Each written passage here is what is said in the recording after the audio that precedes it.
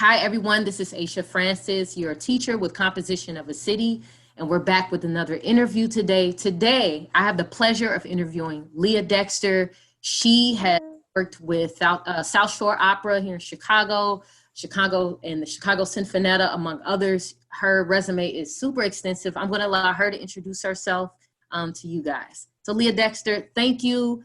Tell us who you are and what you've done in music and in your artistry. Oh, yes, of course. Hi, everyone. As Asha says, my name is Leah Dexter. I am originally from Detroit, Michigan, and I have lived in the Chicago area for just about 7 years now. In terms of my educational background, I attended the University of Michigan, and I have both my bachelor's and master's of performance and voice from that institution. And over the years, oh my goodness, I am primarily an opera and classical music singer and performer.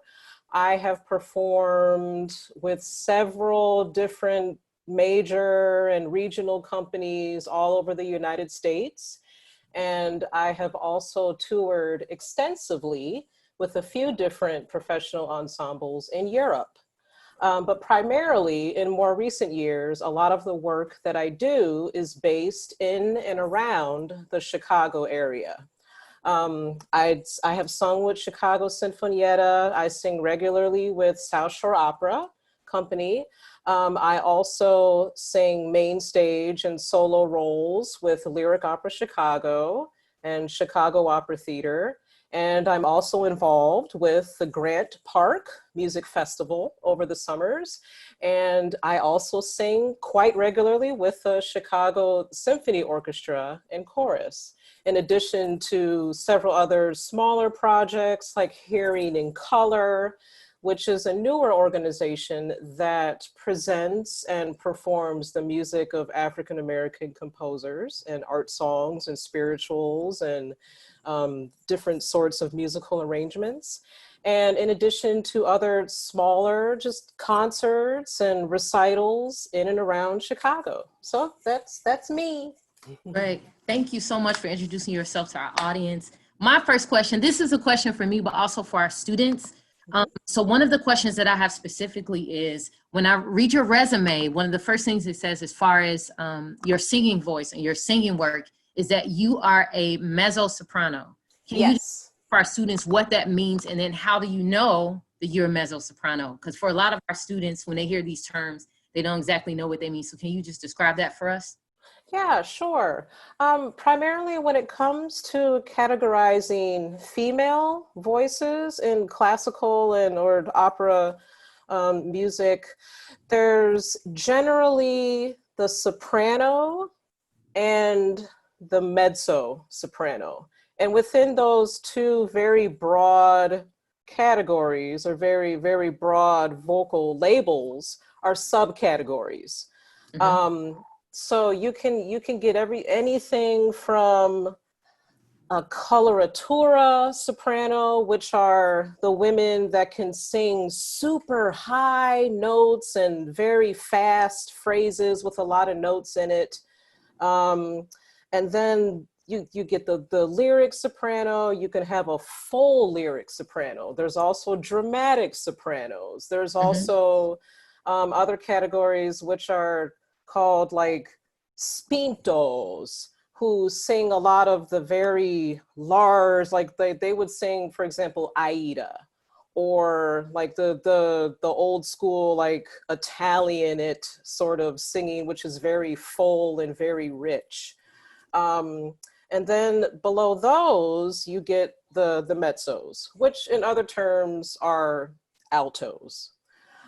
We tend to sing the music that is a little bit lower in range, and the characteristics of our voices is they sound a little lower in pitch, like the timbre and the delivery of the sound that you hear is a little richer and a little deeper, and we tend to sing a lot more in the middle to the low voice.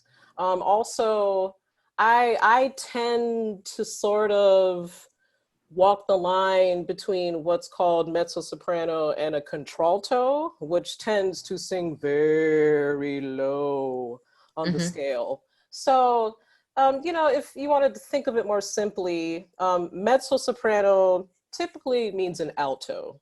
And a lot of the times we will sing the harmonies if we're in an ensemble.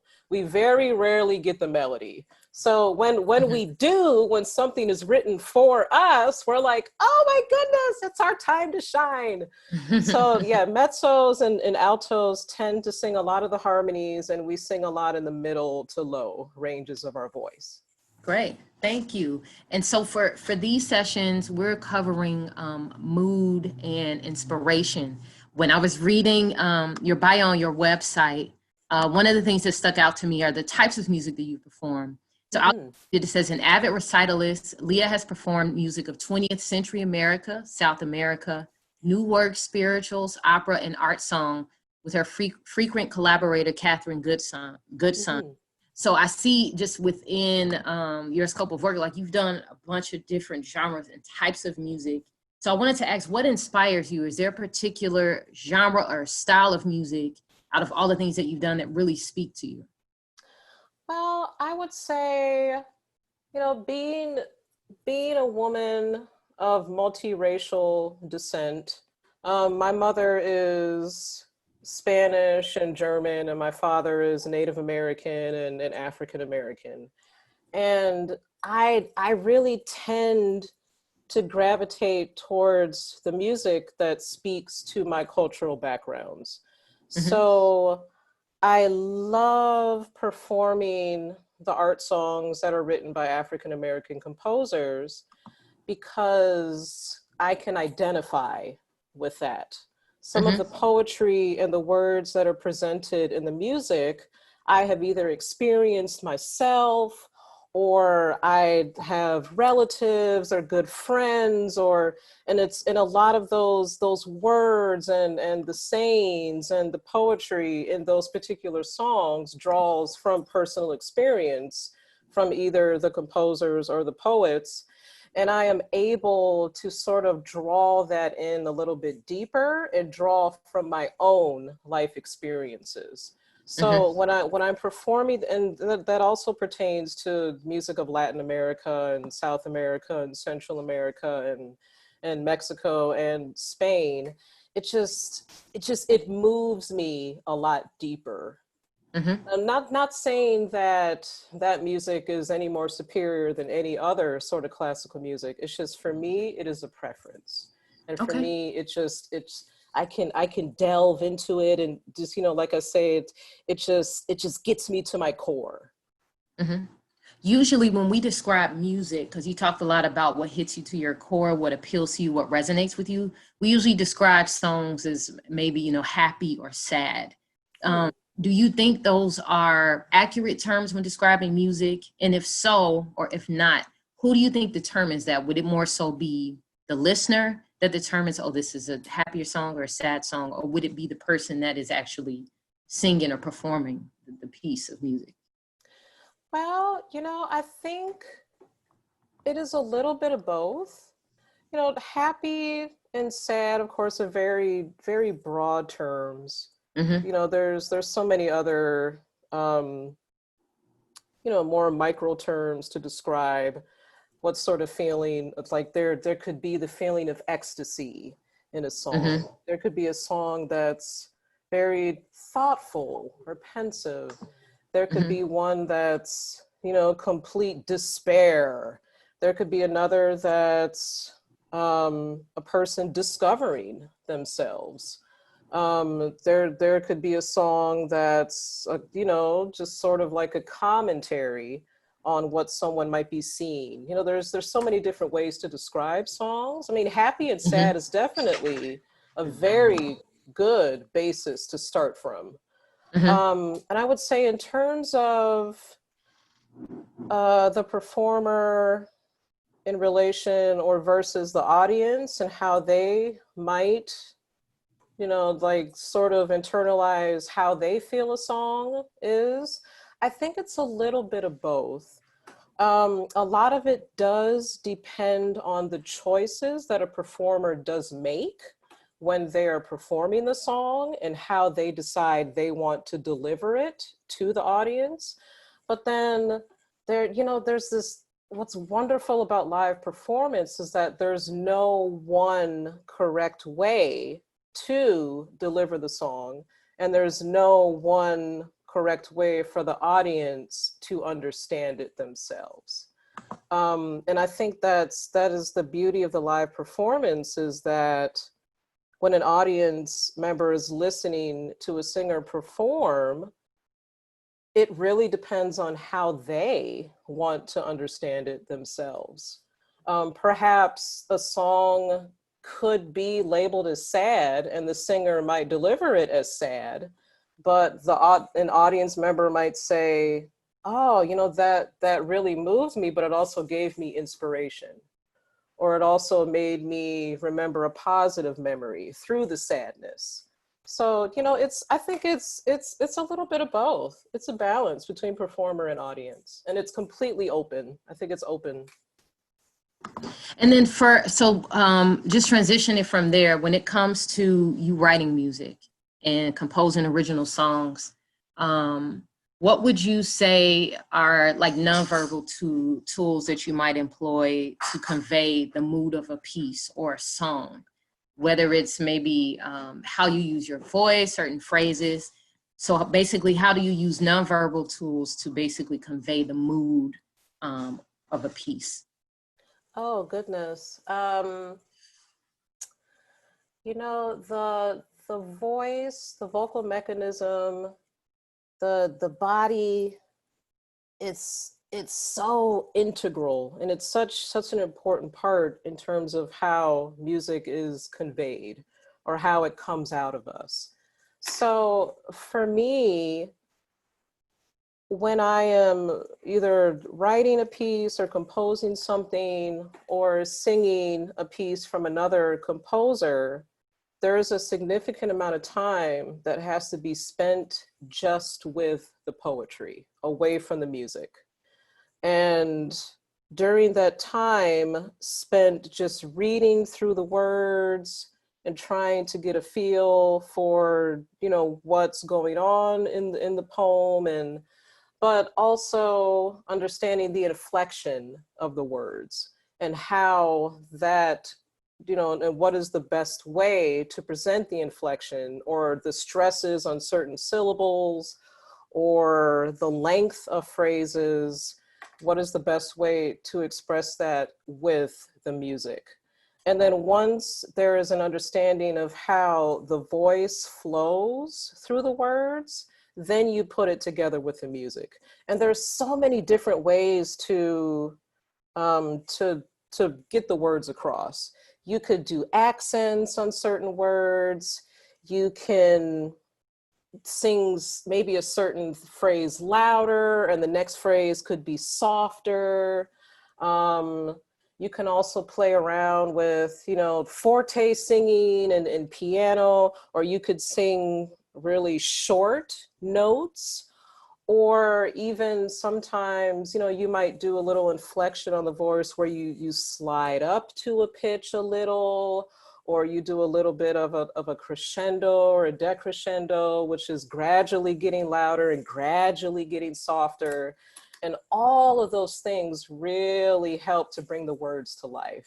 And there's so many different ways to go about it. As I said, there's no correct way to sing. Like there's no just one way to sing any song. Like it's completely open to the artist and how, and I'm sitting here, I'm just like, that's the beauty of singing and the beauty of performing. It's, and it's really artistic license, how you want to deliver, or what is the best way for you to put things across to your listener. That's really great. I think that's great inspiration for our students too. And just lastly, the last question, and again, thank you for your time and even just, exploring these concepts and realities as a singer and artist with us.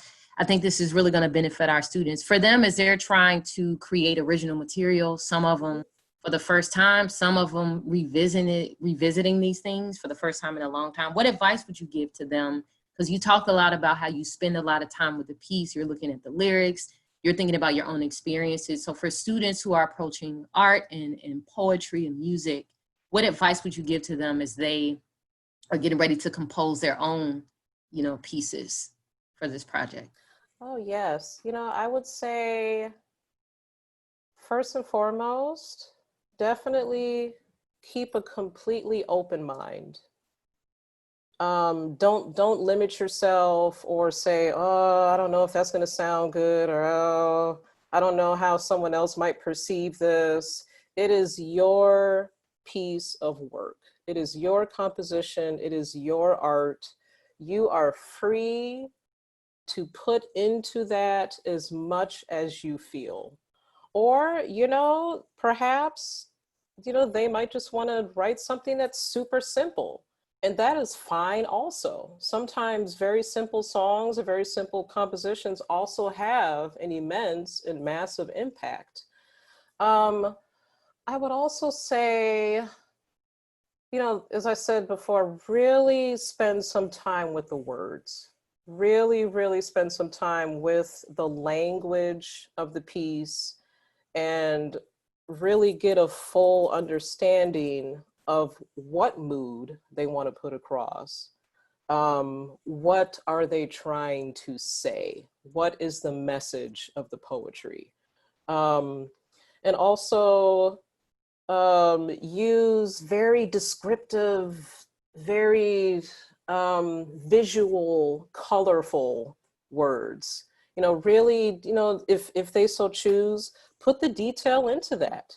Put it into that, and also a lot of times when writing things or listening to things, I like to be outside or I like to get visual ideas.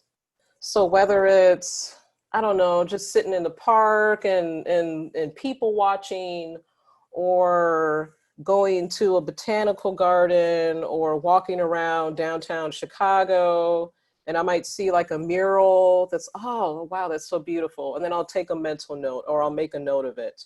Mm-hmm. And it just draws from personal experience. And, if a listener really grasps that you're speaking from the heart, or you're speaking from your own personal ideas and personal experiences, then that comes across even more, and it comes across even clearer to whoever is internalizing the music. So yeah, just be free, be open, and whatever ideas that they might have, or that come across in their minds, and definitely take notes, write things down, because you don't know if you're going to remember every single little detail that you see and hear or experience. And then later, once you have little notes or little snippets of things, you can always come back to that later and put things together or draw things out. And yeah, so that's, for me, it just starts with just be open. Just be open and willing and ready, and it'll be great. Whatever comes out will be honest and clear and complex or simple. And yeah. Great. Thank you so much for sharing with me and sharing with our students. Again, if you're watching, I am Aisha Francis, your student teacher with Composition of a City. And we have the wonderful Leah Dexter. She's a vocalist, recitalist. When you get an opportunity, her website is leahdexter.com. Are there any other places or things online, things we should know about you, where we can follow your work or see what you have coming up? I know COVID has a lot shut down as far as music industry and performance, but what things can we look out for from you? Aside from your website, are there any other places we can look out for your work or music? The website is the best place right now. Okay. But I will say, um, when the winter comes, because yeah, COVID has kind of pushed everything way back sort of into next year.